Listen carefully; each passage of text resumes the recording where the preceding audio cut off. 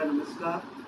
मैं doctor Balkeshwar, associate professor इतिहास, काशी नरेश राजकीय स्नातकोत्तर महाविद्यालय ज्ञानपुर भदोही।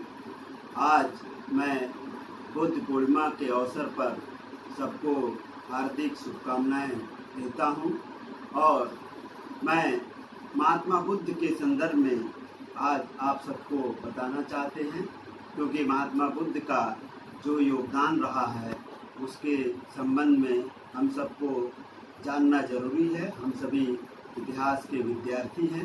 इतिहास के पुरुष महात्मा बुद्ध की समझ हमारे पास होनी चाहिए। इसी को ध्यान में रखते हुए आज मैं अपने विचार रखना चाहता हूँ। मैं आप सबको बताना चाहता हूँ कि मेरे हिसाब से मैंने जो महसूस किया है कि भारतवर्ष में 3 महात्मा हुए हैं, जिसमें मैं पहले महात्मा के रूप में महात्मा बुद्ध को मानता हूँ, दूसरे महात्मा के रूप में महात्मा ज्योतिबा फुले को मानता हूँ और तीसरे महात्मा के रूप में मैं महात्मा गांधी को मानता हूँ।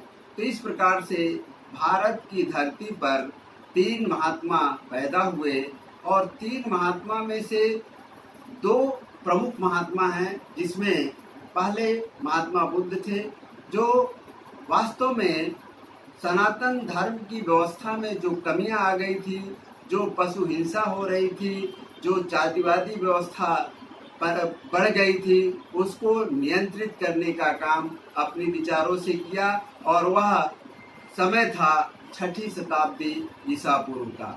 दूसरे प्रमुख महात्मा हैं महात्मा ज्योतिबा फुले, जिन्होंने भी जो बुद्ध का सिद्धांत था लगभग उसी सिद्धांत पर वो भी चले, लेकिन ब्राह्मणवाद के कारण से जो समाज में अव्यवस्था पैदा हो गई थी उसको निराकृत करने का काम किया। तीसरे प्रमुख महात्मा महात्मा गांधी थे और महात्मा गांधी ने वास्तव में, क्योंकि उस समय देश गुलाम था, उनका उद्देश्य था पहले देश को मुक्त कराया था अंग्रेजों से, उसके बाद जो है देश की समस्याओं को निपटारा किया जा। इस प्रकार से मेरी नज़रों में ये 3 महात्मा हैं। आज मैं महात्मा बुद्ध की जयंती पर, बुद्ध पूर्णिमा के अवसर पर, आज मैं महात्मा बुद्ध के विचारों से, महात्मा बुद्ध के उपदेशों से आप सभी को परिचय कराना चाहता हूँ। आप सभी लोग जानते होंगे कि महात्मा बुद्ध अगर इतिहास के विद्यार्थी हैं तो आप देखें तो इनका जन्म लुम्बिनी में 563 ईसा पूर्व में, उस समय 8 अप्रैल का दिन था, यानी बुद्ध पूर्णिमा 8 अप्रैल को था। 8 अप्रैल 563 ईसा पूर्व में महात्मा बुद्ध का जन्म जो है लुम्बिनी में हुआ था। और एक प्रकार से देखा जाए तो ये वैशाख पूर्णिमा का दिन होता है और इसीलिए आज मैं देखें तो आज 7 मई को बुद्ध पूर्णिमा की जयंती हम सभी मना रहे हैं। तो इस प्रकार से, क्योंकि हिंदू पंचांग के अनुसार जो है तिथि बदलती रहती है, इसीलिए आज 7 मई को हम बुद्ध पूर्णिमा की जयंती मना रहे हैं। तो इस प्रकार से महात्मा बुद्ध जो एक प्रकार से लुम्बिनी में पैदा हुए और विश्व को मानवता का जो संदेश दिया, वो आज हम देखें तो विश्व में लगभग 2 अरब लोग इनके अनुयायी हैं। मुख्य रूप से देखा जाए तो चाइना हुआ, जापान हुआ, बर्मा हुआ, कंबोडिया हुआ, लाओस हुआ, श्रीलंका हुआ, भूटान हुआ, तिब्बत हुआ, उत्तरी कोरिया हुआ, दक्षिण कोरिया हुआ, मंगोलिया हुआ। ऐसे करीब जो है 13 प्रमुख देशों का धर्म जो है बौद्ध धर्म है। इसके अलावा विश्व में लगभग 200 के आसपास देशों में बौद्ध धर्म के अनुयायी हैं। हम देखें तो अगर संख्या की दृष्टि से देखें तो बौद्ध धर्म दुनिया में दूसरे नंबर पर आता है। पहले नंबर पर ईसाई धर्म आता है और दूसरे नंबर पर बौद्ध धर्म आता है। तो इस प्रकार से महात्मा बुद्ध के द्वारा चलाया गया एक वो धर्म वो चलाना नहीं चाहते थे।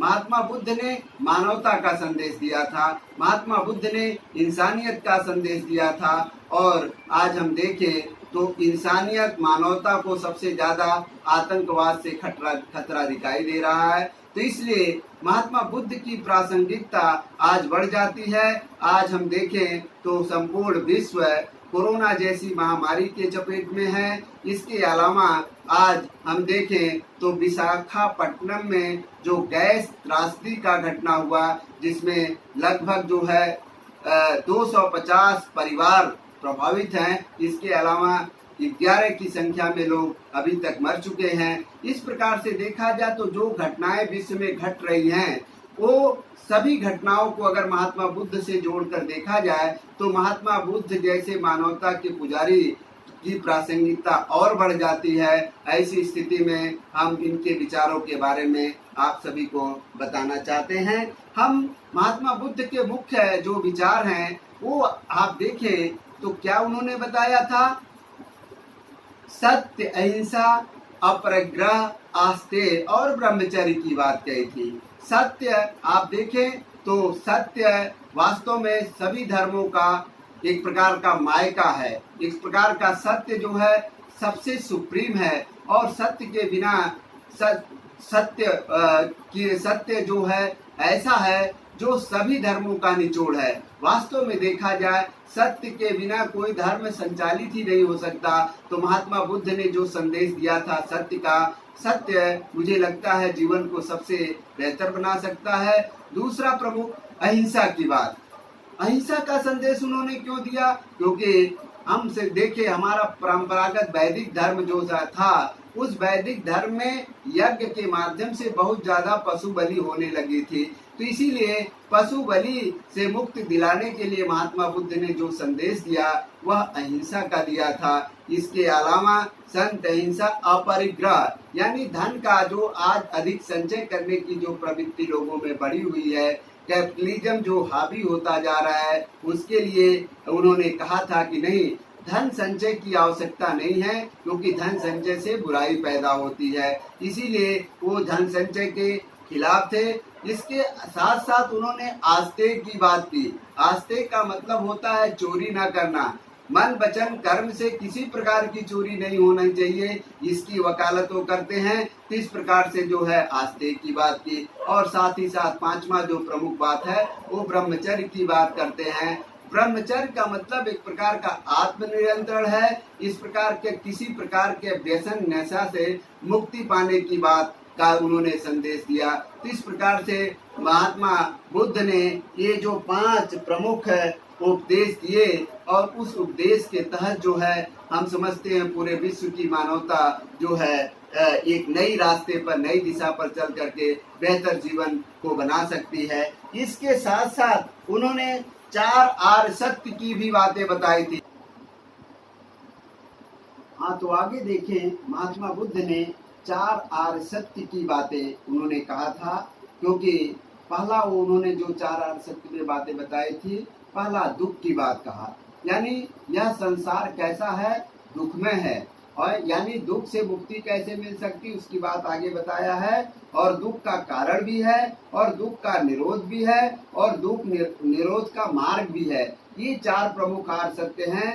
दुख, दुख का कारण, दुख का निरोध और दुख का निरोध का मार्ग, यानी दुख निरोध गामिनी प्रतिपदा। और इसके लिए जो है उन्होंने अष्टांगिक मार्ग की बात बताई थी। अष्टांगिक मार्ग क्या है इसके बारे में हम सभी ध्यान दें। पहली प्रमुख बात थी सम्यक दृष्टि, यानी सबके साथ समान दृष्टि रखना, इसकी बात उन्होंने कहा था। दूसरी प्रमुख उन्होंने बात बताई थी सम्यक संकल्प। सम्यक संकल्प मतलब एक साथ सबको मिल करके एक जैसे कोरोना जैसे महामारी के लिए हमको जो है सोशल डिस्टेंसिंग का पालन करना है, तो ऐसे ही एक भाव, एक सम्यक संकल्प रख करके हम कोई कार्य को आसानी से कर सकते हैं, इसकी उन्होंने संदेश दिया था। तीसरी प्रमुख बात है सम्यक वाद। एक साथ जो है एक स्वर में बोलने का सेंस यहाँ पर है कि विचारों में बहुत भिन्नता नहीं होनी चाहिए, तो इसीलिए सम्यक वाद की बात की। इसके साथ साथ उन्होंने सम्यक कर्मांत की बात की। कर्म करने में भी बराबरी समानता होनी चाहिए।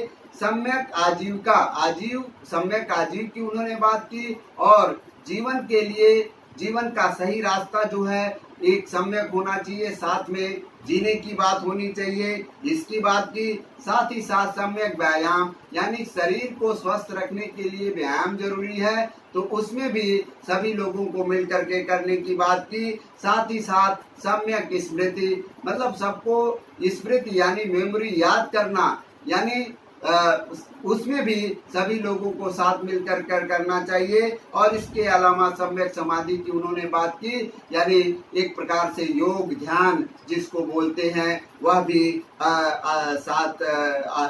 साथ में करने की बात की। तो इस प्रकार से उन्होंने ये 4 आर्य सत्य के अष्टांगिक मार्ग बताए थे, जिससे जो है मानवता को दुखों से मुक्ति मिल सकती है। इसकी बातें उन्होंने बताई थी। इसके साथ साथ देखें तो महात्मा बुद्ध ने कुछ ऐसे उपदेश दिए हैं जिसको अगर मानवता मनुष्य का पालन करे तो मुझे लगता है उसका कल्याण हो सकता है। पहला प्रमुख बात है, हम कहें तो एक पल एक दिन को बदल सकता है और एक दिन एक जीवन को बदल सकता है, एक जीवन इस दुनिया को बदल सकता है। यानी मनुष्य का जो जीवन मिला है वह व्यर्थ नहीं जाना चाहिए और इससे जो है संपूर्ण जगत को बदलने की क्षमता है। ये ऐसी बात वह जो है महात्मा बुद्ध कहते हैं। आप सभी लोग जान रहे हैं कि कोरोना महामारी ने पूरे दुनिया को बदलने की क्षमता रखी हुई है, तो मुझे जो है कोरोना से लड़ने के लिए जो है इस पर ध्यान देना है और इस समय जो महामारी है उससे निपटने का सही रास्ता हमको तलाशना है, जिससे जो है इस बीमारी से हम मुक्त हो सके। दूसरी प्रमुख बात उन्होंने कही, क्रोध को प्यार से, बुराई को अच्छाई से, स्वार्थी को उदारता से और झूठे को सच्चाई से जीता जा सकता है। यानी कि जो गलत प्रवृत्तियां हैं, गलत प्रवृत्तियों को सही प्रवृत्तियों से जीतना ही वास्तविक विजय है। एक प्रकार से दिग्विजय की जो नीति है उसको धम्म विजय में कन्वर्ट करने की बात कहते हैं। एक प्रकार से अशोक का जो संदेश है उसने यही किया था कि युद्ध के माध्यम से जो विजय हासिल करना चाहते थे उसको उसने त्याग दिया और उसको जो है धम्म विजय में कन्वर्ट कर दिया। इसके साथ साथ वह यह भी बताते हैं मनुष्य का स्वास्थ्य मनुष्य का सबसे बड़ा उपहार है। यानी स्वस्थ मनुष्य में, स्वस्थ शरीर में स्वस्थ आत्मा का वास होता है और वही जीवन का सबसे बड़ा उपहार है। तो स्वास्थ्य पर ध्यान देने की उन्होंने बात की थी, जिस समय आज हमको जो है अपनी इम्यूनिटी सिस्टम को स्ट्रांग करने की जरूरत है, ताकि जैसे कोरोना जैसे गंभीर महामारी से हम लड़ सकें। इसके साथ साथ उन्होंने एक और प्रमुख बात आगे बताई थी कि हम देखें, हम जो सोचते हैं वही वैसा करते हैं और वैसा ही बन जाते हैं। तो हमको अपनी सोच को अच्छी रखनी चाहिए, हमको अपने विचार को अच्छी रखनी चाहिए और उसी के अकॉर्डिंग हम बेहतर अपना कार्य कर सकते हैं। स्वयं पर विजय प्राप्त करना सबसे बेहतर विजय प्राप्त करना है। यानी एक प्रकार से स्वयं पर विजय प्राप्त करना का मतलब आत्मनियंत्रण स्थापित करना। यानी कि आत्मनियंत्रण यदि हम स्थापित कर लिए तो दुनिया पर हम विजय हासिल कर सकते हैं। विजय, दुनिया का विजय का मतलब नई जंग के माध्यम से विजय नहीं हासिल करना है, दिल पर विजय हासिल करना है, विचारों के माध्यम से। ऐसी वो बात कहते हैं। और ये आगे कहते हैं, खुशी बांटने से खुशी बढ़ती है और दुख बांटने से दुख बढ़ता है। तो इसलिए हमको खुशी को बांटना चाहिए, दुख को बांटना नहीं चाहिए। इसके साथ साथ जो है क्रोधी व्यक्ति की बात वो कहते हैं कि क्रोधी व्यक्ति दूसरों का नुकसान नहीं पहुंचाता, अपितु क्रोध में अपना ही नुकसान पहुंचाता है। इस प्रकार से कहा जाए तो मनुष्य का सबसे बड़ा शत्रु क्रोध है। इसीलिए हम सभी लोगों को क्रोध पर नियंत्रण रखना चाहिए। इसीलिए आप देखें तो महात्मा बुद्ध का जितने भी मूर्तियां बनी हैं बहुत ही सौम्य बनी हुई हैं और सौम्य इस बात का संकेत देता है वो उन्हें बुद्धत्व की प्राप्ति हो चुकी थी। इसीलिए जो है दुनिया को संदेश देने के लिए वह अपने क्रोध पर विजय प्राप्त कर लिए थे, इसीलिए उनकी सारी मूर्तियां सौम्य दिखाई देती हैं। तो इस प्रकार से हम देखें महात्मा बुद्ध ने मानवता का जो संदेश दिया था, आज हम बुद्ध पूर्णिमा की जयंती पर उनके विचारों को आप सबको बता करके अपने आप को बहुत गौरवान्वित महसूस कर रहे हैं। और विश्व में जो समस्या आई है उस समस्या से निपटने के लिए आवश्यक है कि मानवता के पुजारी महात्मा बुद्ध को ये या मानवता के विश्व दूत कह सकते हैं, शांति के विश्व दूत कह सकते हैं। ऐसे महामानव के विचारों को हमको आगे बढ़ाने की आवश्यकता है और उनके विचारों पर चलने की आवश्यकता है, ताकि हम संसार को एक नया मार्ग दे सकें। जय हिंद, जय भारत।